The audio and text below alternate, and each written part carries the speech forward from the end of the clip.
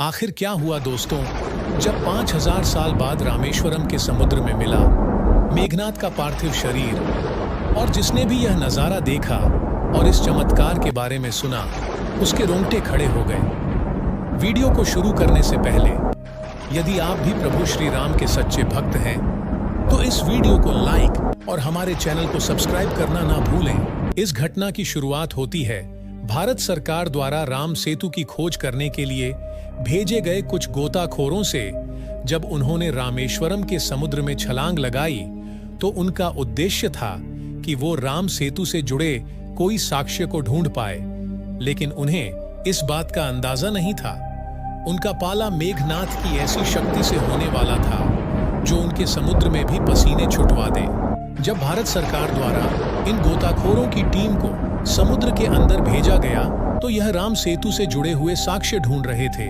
इन्हें कई जगह पर तैरते हुए पत्थर भी मिले, लेकिन समुद्र में और अधिक गहराई में जाने पर वहां पर इन्हें एक ताबूत रखा हुआ दिखाई दिया। सभी गोताखोर बहुत ज्यादा डर रहे थे क्योंकि यह ताबूत श्रीलंका की सीमा के बहुत नजदीक मौजूद था। लेकिन सबके मन में यह आश्चर्य था कि कहीं ताबूत के अंदर सालों पुराना खजाना तो नहीं। जैसे तैसे हिम्मत जुटाकर जब उन्होंने उस ताबूत को खोला तो अंदर का नजारा देखकर सभी के रोंगटे खड़े हो गए, क्योंकि उस ताबूत के अंदर एक बहुत विशाल नर कंकाल मौजूद था। तभी चारों ओर से अचानक बहुत तेजी से हंसने की आवाजें आने लगी। सभी गोताखोर बहुत ज्यादा डर गए थे। इतने में ही पलक झपकते वह ताबूत कहीं गायब हो गया। लेकिन कुछ ही समय के पश्चात वह ताबूत उन्हें कहीं दूसरे स्थान पर दिखाई दिया। जब वह उसके पास जाते तो वह आश्चर्यजनक रूप से गायब हो जाता, मानो यह किसी की मायावी शक्ति की वजह से हो रहा हो।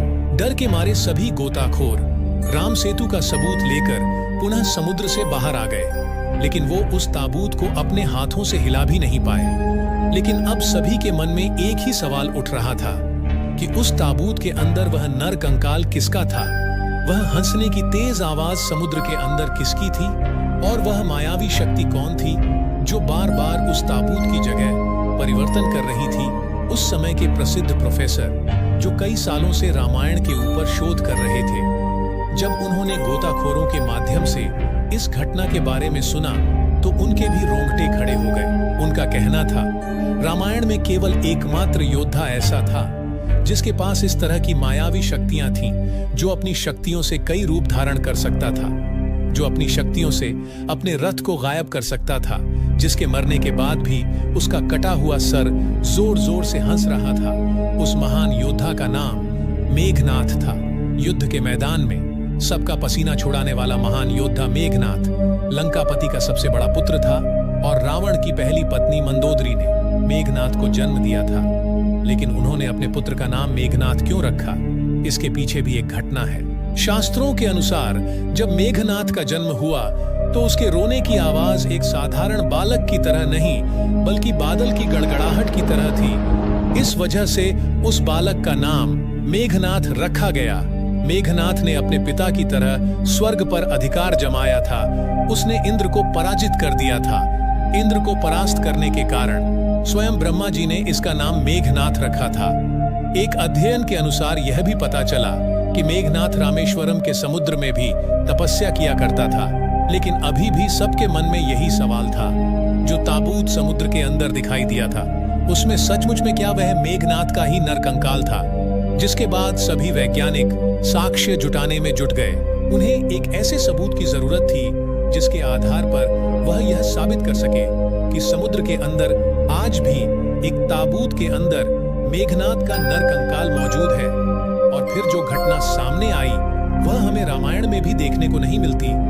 इस घटना के बारे में आज से पहले आपको भी पता नहीं होगा, लेकिन जब आप जानेंगे तो आप भी हैरान रह जाएंगे। मेघनाथ एक पितृभक्त था और वो अपने पिता को अपना सब कुछ मानता था।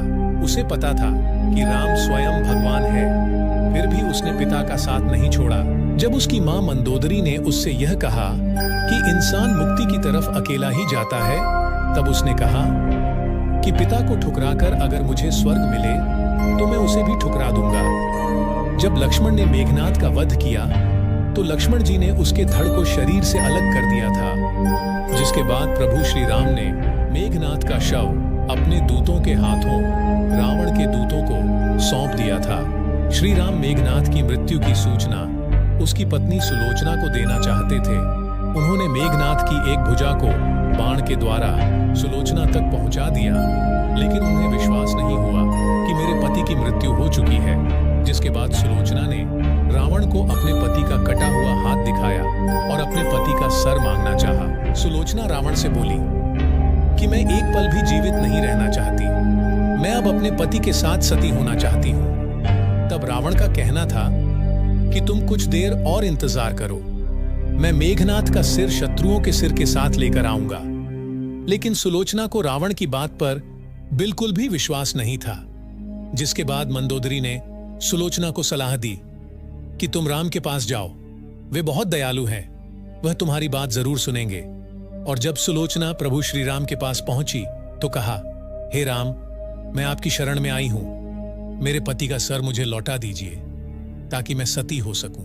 राम सुलोचना की दशा को देखकर दुखी हो गए और कहा कि मैं तुम्हारे पति को अभी जीवित कर देता हूं। सुलोचना ने कहा कि मैं नहीं चाहती मेरे पति जीवित होकर इस संसार के कष्टों को भोगे। मेरे लिए सौभाग्य की बात यही है कि मुझे आपके दर्शन हो गए, मेरा जन्म सार्थक हो चुका है। अब मेरे जीवित रहने की और इच्छा नहीं है, मुझे बस आप मेरे पति का सर दे दीजिए, मैं खुशी खुशी सती हो जाऊंगी। जिसके बाद प्रभु श्री राम के कहने पर सुग्रीव मेघनाद का सर ले आए, लेकिन सुग्रीव का कहना था कि वह सुलोचना की सारी बातों को सच केवल तभी मानेंगे जब यह सर हंसने लगेगा